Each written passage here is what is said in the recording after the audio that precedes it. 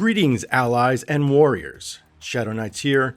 Today we are covering the new mount system that made its debut in the Pioneer testing server. Watch this video for all the best tips and tricks for this new system. Let's get started. Once in your Citadel, the mount system is located at Riding Grounds, which is located near the parade grounds. The mount system has four main systems: Search, Breeding Center, Animal Research, and Adornment Workshop. First, let's look at Search. This is where you use mount whistles to call wild mounts for you to use. One search will require one mount whistle. You can get additional whistles through events and by purchase through the mall. Some additional information about mounts is located in the Info tab. Each mount has 2 to 3 base attributes, which directly stack with hero attributes. Offsprings have base attributes related to the parents and will not exceed the upper and lower limits. Going back to the search, proficiency listed here is a stat telling you how good your searches can be. You build those stats up by doing more searches and also in the Animal Research Center, which is third on our list. But in the meantime, let's run a few searches. 10 whistles will find you 10 mounts, each one with a different base attribute. So this one we have strategy, armor, armor and siege, might and siege, and it goes there, and there. Let's run another 10, see what we find. So we have armor siege, might siege. Not too shabby. The majority of the mounts that you will find through searches will be rare quality, which are called cursors, and a few epic mounts, which are the purple, which are called destriers. Occasionally you'll get the next level up, which is basically a legendary mount, and those are called sky wings. I have yet to get the final tier above that via searches, and they are the celestial chargers, which is the current highest level quality of mount, similar to but much harder to get than mythical gems. Now let's take a look at the second area, the Breeding Center. Here you can take any two mounts and breed them together in hopes of having an even better mount. Here are some of the mounts that I have collected and searched for through the Pioneer testing server. To get some more information about breeding and mounts in general, click the Info tab. Some breeding rules: mounts have base attributes, temperaments, and a chance to develop traits. Basically, we have 4 modes of inheritance: atavism, the child will inherit 0 traits; inheritance, they'll inherit 1 trait; mutation, a new random trait; and what we're searching for, bloodline promotion, the offspring will be a higher level than the parents. Getting into the temperaments, we have 7 mount temperaments. Fearless, we have an increased chance to get universal traits. Protective, increased chance for healing. Spirited, increased mutation chance. Docile, increased inheritance chance. Mischievous, increased atavism chance. Random mutations from a parent, basically. Alert, increased chance for strategy damage traits. And Warbred, increased chance to obtain might damage traits.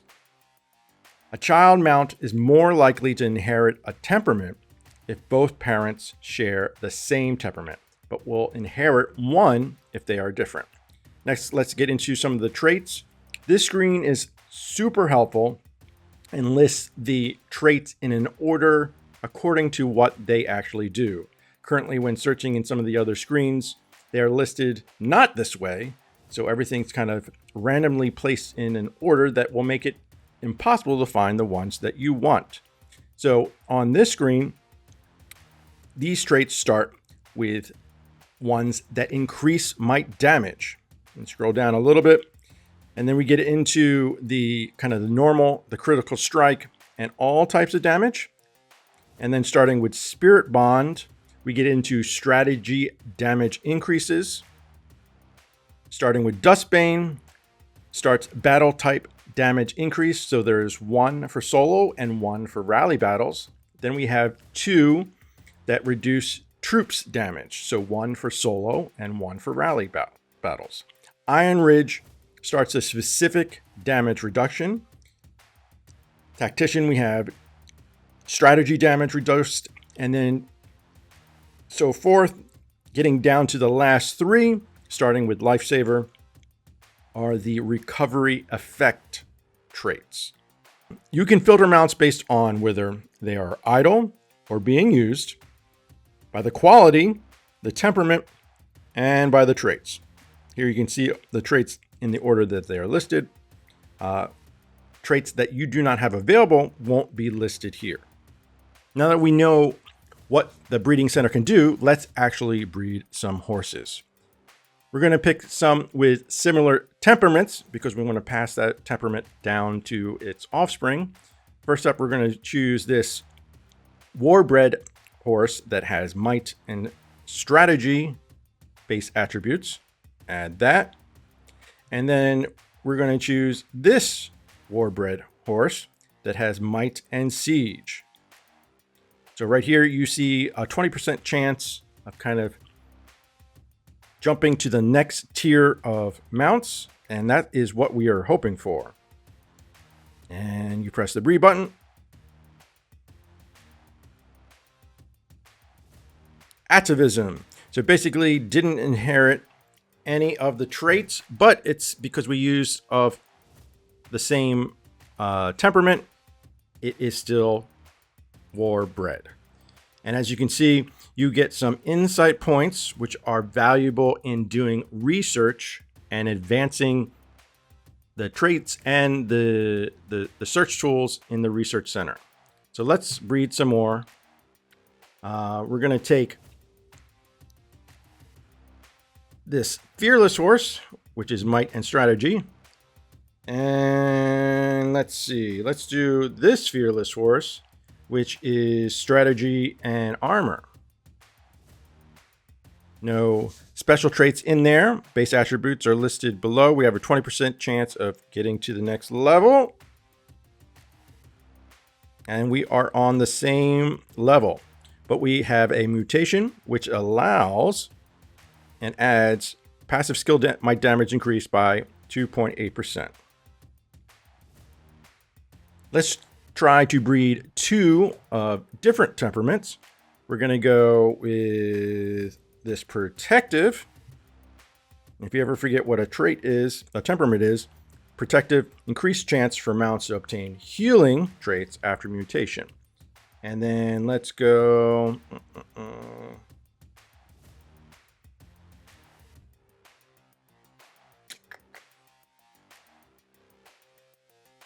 Let's go with this spirited one, a spirited temperament, increased chance of mutation. So let's see what we get here. And we got a bloodline promotion. So higher base attributes. And then we get the trait added, entrenchment, troops passive skill damage taken reduced by 2.28%. And just to reiterate, spirited, this one will have an increased chance of mutation. Now let's do some second level mounts and see what we can get there. We're going to take two docile ones, which means that the child should be docile. We have a 10% chance of getting Skywing.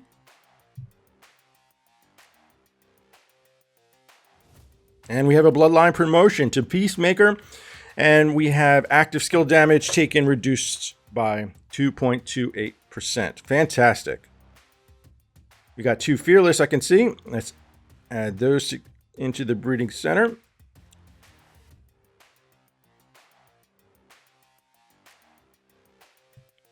Similar traits here. Let's see. We kept the Bastion and added a Fearless. 9 insight points. Very good. Let's do one more at this level.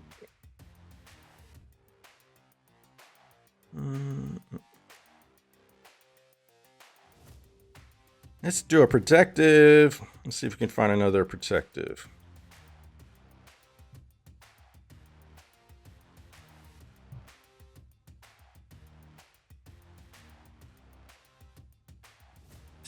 Keeps the same temperament. Upgraded stats. We have Fearless, which is different than both of the parents.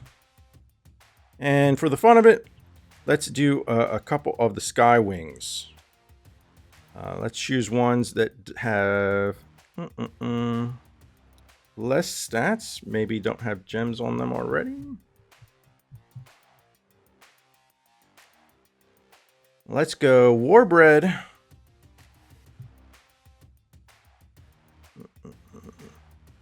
And this Warbred. So 2 Warbreds. We have, look at this. We have 1% chance of getting the red tier. I've done plenty of breedings and have yet to reach this wonderful 1% mark. So maybe this will be the one. Come on. Same line, but we inherited some stuff.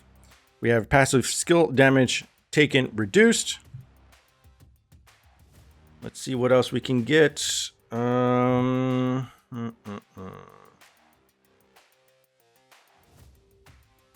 Let's do these 2 high might ones. One's docile and one is spirited. Spirited, if you forget, you can just click on it. Increase chance of mount mutation. Still at 1%. Let's see what we get here. Inheritance. Troops active skill damage taken reduced by 1.56%. Nice little might buff there. There is a mass breeding button, which is located there. Make sure that you click the correct parent quality that you want to breed. I recommend kind of sticking at rare because epic and legendary can serve you buffs for a long time while you gain more mount whistles and more mounts in your kind of a inventory. You want to retain epic and above qualities. These basic qualities you don't really need to worry about. Confirm and preserve all these traits, and then you can do a mass breeding. You can only mass breed up to about 50 at the current time. Make sure that you, to reiterate, make sure you pick specific traits to preserve, or you're going to eliminate them.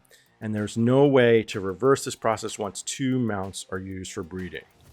So, fun fact, you can go to the mount management page located here, and for any mount that you have made through breeding, you can see the lineage by pressing that button.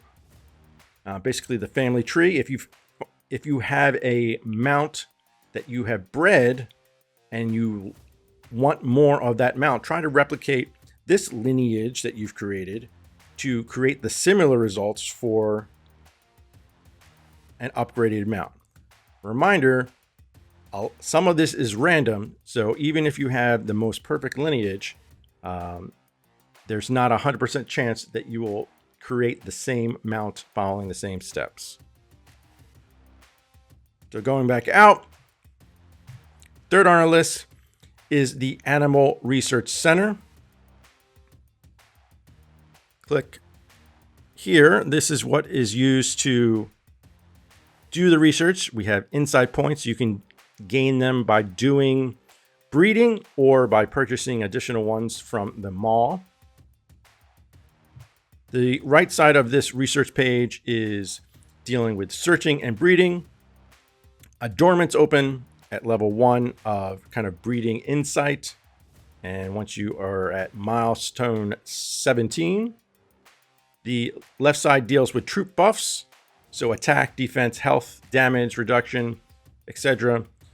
It is built similarly to the mercenary research and has areas for damage to units they counter and damage reduction for units countering them. And then all the way at the end, we have all units type health. Fourth on our list is the Adornment shop. Here you can craft adornments for attack or defense for specific troop types. So there is 2 for each troop types. We have a swordman attack, a swordman defense, for a total of 8 total adornments that you can craft. Each adornment has base attributes plus a special effect. There are a variety of special effects, and they are added somewhat randomly. So you will have to craft many adornments to get the more powerful special effects that are listed at the top. You can craft adornments using meteorite steel. Meteorite steel will be available through events and the mall.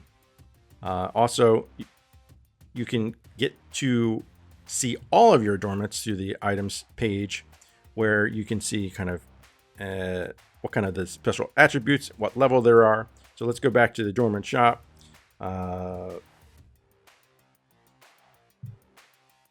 Let's craft a couple. Let's craft a pikeman defense. So simple process. You just craft it if you have the resources.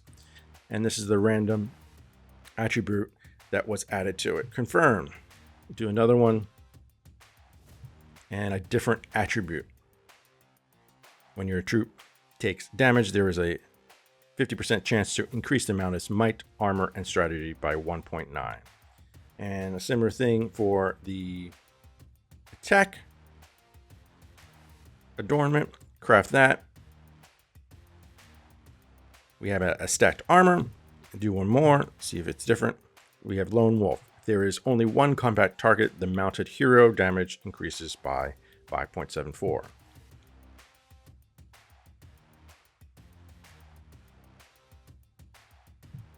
Looking at the item screen again, you can dismantle, and I said it once, but I want to reiterate, if you dismantle an adornment, you will not get back any re-roll material, which will make more sense in the next section. Now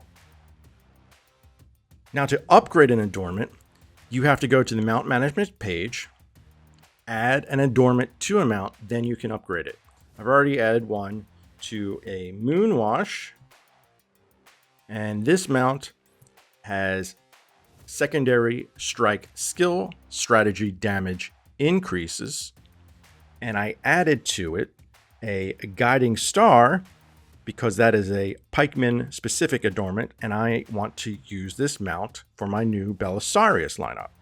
So to upgrade the adornment, click on the adornment and head into the Adornment Evolve screen. There are 2 ways to make an adornment stronger. You can intensify their base attributes, and secondly, re-roll their special attributes. When you intensify, you're leveling up the adornment the same way you would a ring. The second buff opens at level 20 and the third at level 40. To intensify, you use raw iron, which you get from some events in the mall. For attributes reroll, you need chalcedony and raw iron. And you obtain chalcedony from the mall and desolate desert. Raw iron you gain from the desolate desert, mall, and other events. Getting back to intensification,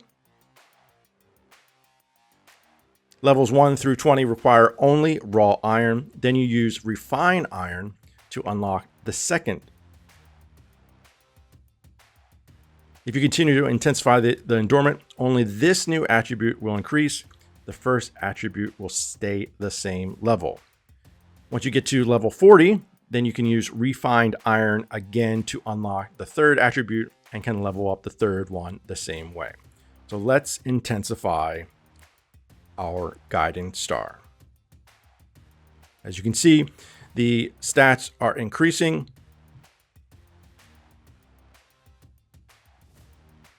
And then we're going to get to level 20. And to unlock the second attribute, we use refined iron, and we want to do that. So now we have unlocked pikeman health increases. We'll intensify that some more. And let's go all the way to level 60. Adornments currently can go to level 60. Get to 40, and then we advance that again, and we intensify it.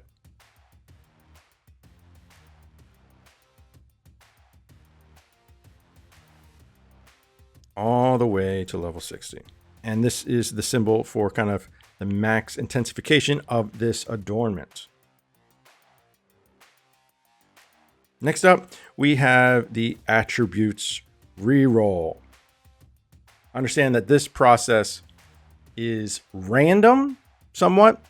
You could possibly go down in stats, but never down a tier.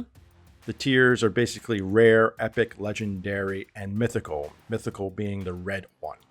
You get one free reroll, which has a 100% chance of making your special attribute stronger. From that point, you stand the chance of going up or down in special attribute states. Once you reach the next tier, however, you will stay in that tier unless you move up to the next tier. Currently, you cannot move down a tier. Reminder, if you dismantle an adornment, you will not get back any of these resources that you use for re-rolling. So let's re-roll.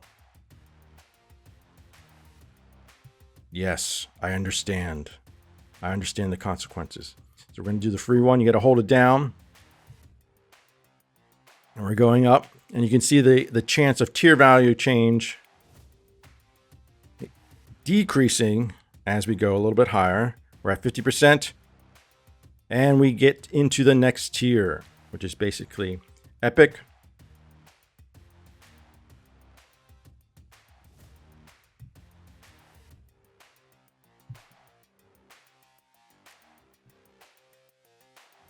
And we're at 40% chance. And we go up to 30. And we're in the next tier.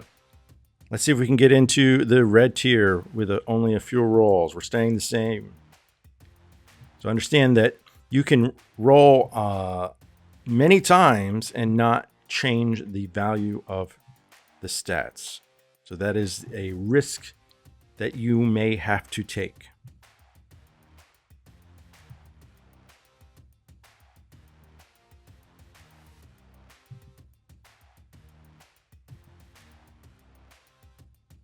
We're at 40%. Are we going to go up or down? And same. And same. And we're up. And we're up. And we're in the next tier. So this is the kind of basically the red mythical tier. And at the end of this is the current max level. And right now we're at a 20%, so it ends up becoming increasingly hard to get up to the final level because you'll end up going down more than you will go up. And right now I'm staying the same.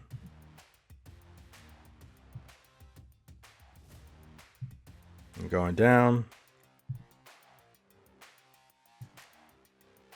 I wouldn't recommend driving yourself too crazy, especially since we don't know how difficult these resources will be to obtain.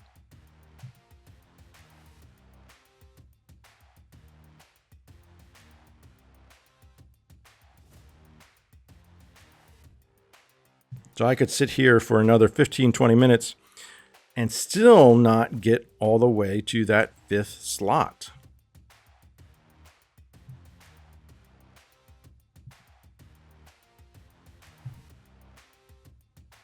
So let's do 5 more rolls, 4 more rolls, see what we get. 3 more rolls, 2 more rolls. 1 more roll. And so we're settling with kind of the second level of the mythical tier. And that wraps up our video on mounts and the brand new system coming to the game in September. If you have any questions, please leave them as a comment below and I will get to them all. I had fun playing around with this mount system. Until next time, thanks for tuning in and see you out on the battlefield. Shadow out.